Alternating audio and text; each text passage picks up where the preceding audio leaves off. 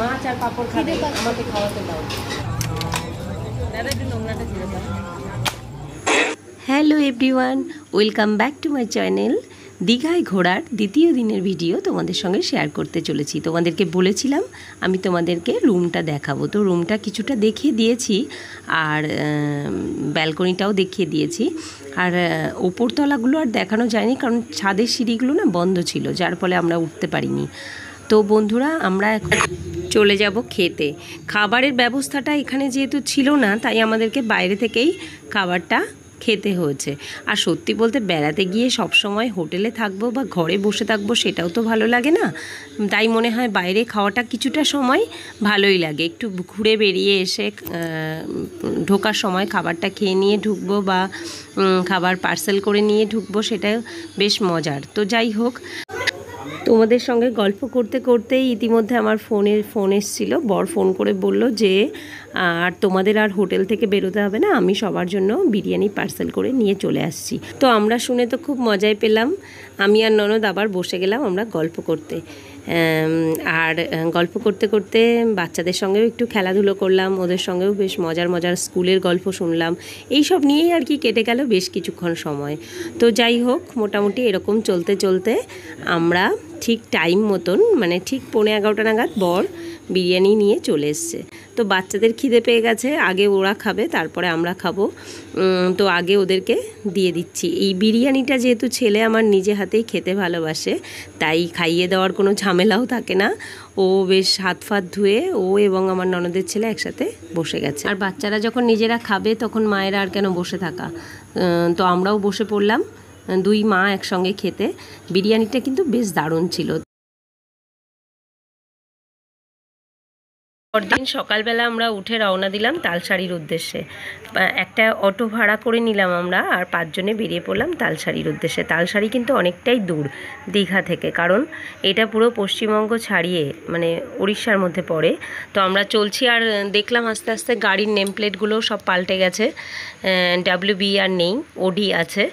আর এটা একটা রাধাকৃষ্ণের মন্দির। তো এখানে আমাদের ড্রাইভার দাদা নামালেন, বললেন যাও একটু তোমরা প্রণাম করে আসতে পারো, দেখে আসতে পারো। তো আমরা সেই জন্য গেলাম, খুব ভালো লাগলো। ভেতরে যেহেতু ভিডিও করা যাবে না, তাই তোমাদেরকে দেখাতে পারলাম না বিগ্রহটা। তো আমরা খালি পায়ে গেলাম, গিয়ে প্রণাম করে এসে তারপরে আবার তালসারির উদ্দেশ্যে রওনা দিলাম।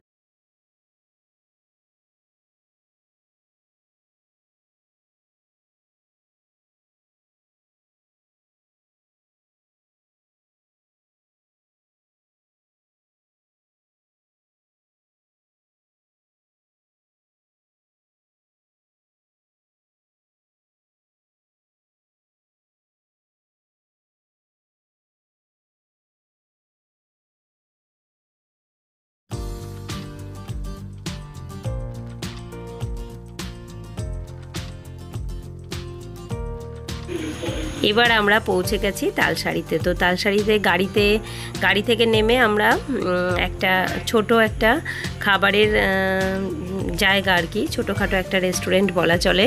তো সেখানে আমরা বসে সকালের ব্রেকফাস্টটা করে নিলাম। এখানে চা এবং ডিম টোস্ট আর ম্যাগি এগুলো দিয়ে আমরা খেয়ে তারপরে রওনা দিলাম বিচের উদ্দেশ্যে। তালসারির বীচটা অনেকটাই নিচে, মানে দীঘার সমুদ্র যতটা পাথর ছড়ানো, এখানটা অতটা নয়, এখানটা বালিটাই বেশি। তো খুব ভালো লাগছিল যেতে। আর তোমাদের সঙ্গেও কিছুটা শেয়ার করলাম। এখানে একটা গানের ভিডিও শ্যুটও আমরা করেছি, যেটা অলরেডি আমার চ্যানেলে দেওয়া আছে, তোমরা দেখতে পারো। যেহেতু বেশি কস্টিউম কিছু এখানে ক্যারি করতে পারিনি, তাই যে সালোয়ার পরে গেছিলাম সেটা পরেই শ্যুটটা করেছি। খুব ভালো লাগছিল ভিউটা, তোমাদের সঙ্গেও শেয়ার করলাম। আর এত সুন্দর হাওয়া, এত সুন্দর প্রকৃতির একটা স্নিগ্ধ শীতল স্পর্শ, দারুণ লাগছিল বেশ।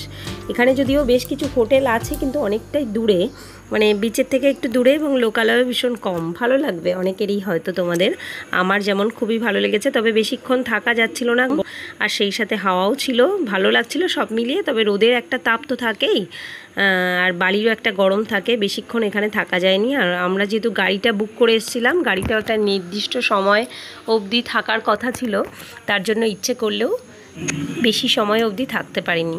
চেষ্টা করছিলাম যদি একটু কাঁকড়া দেখা যায়, কিন্তু না, সেরকম কিছুই এখনও অবধি চোখে পড়লো না যা তোমাদেরকে দেখাবো। তো খুব ভালো লাগছিল দূর থেকে নৌকাগুলো দেখতে, কিছুটা দেখালাম তোমাদের সঙ্গে। আর এখানে আমরা শ্যুটটা করছিলাম। তালসারিতে ঘন্টা 3 থেকে আমরা রওনা দিলাম উদয়পুর। এখানে এসে দেখি প্রচণ্ড ভিড়, কিন্তু প্রচণ্ড ঢেউ এবং সঙ্গে হাওয়াও ছিল। অনেকেই স্নান করছে, আমরা স্নান করিনি, বিচে বসে একটু ডাব খেলাম আর সেলফি তুললাম। ওখান থেকে ফিরে আমরা একেবারে বিশ্রাম নিয়ে রাত্রিবেলা ঘুম থেকে উঠে আমরা রেস্টুরেন্টে গেলাম খেতে, রাতের খাবার খেতে। তো গিয়ে সেখানে মোটামুটি যার যা পছন্দ মতো সবাই সেটা খেলো। তো এক এক করে আমাদের খাবার এসে গেছে। প্রথমে ছিল পুঁই শাকের একটা চচ্চড়ি, মানে মাথা দিয়ে, মাছের মাথা দিয়ে পুঁই শাকের তরকারি আর পাঁপড় ভাজা। তারপরে ছিল ডাল আর আলু পোস্ত, ঝিঙে আলু পোস্ত। তো এইগুলো দিয়ে আমরা খেতে খেতেই চলে এলো গরম গরম ইলিশ ভাপা, আর এলো কাতলা মাছ, কাতলা কালিয়া আর ডিম কষা, আর ছিল পমফ্রেট ফ্রাই। তো এইগুলো দিয়ে আমরা রাতের ডিনার সেরে নিলাম। তো আমার বন্ধুরা, আজকের মতো ভিডিওটা এখানেই শেষ করছি। দেখা হবে আবার নেক্সট ব্লগে। সবাই খুব ভালো থেকো। আর যারা আমার চ্যানেলে নতুন তারা প্লিজ চ্যানেলটা সাবস্ক্রাইব করতে ভুলো না। আর ভিডিওটা কেমন লাগছে তোমরা কিন্তু অবশ্যই কমেন্ট বক্সে কমেন্ট করে জানিও। টাটা।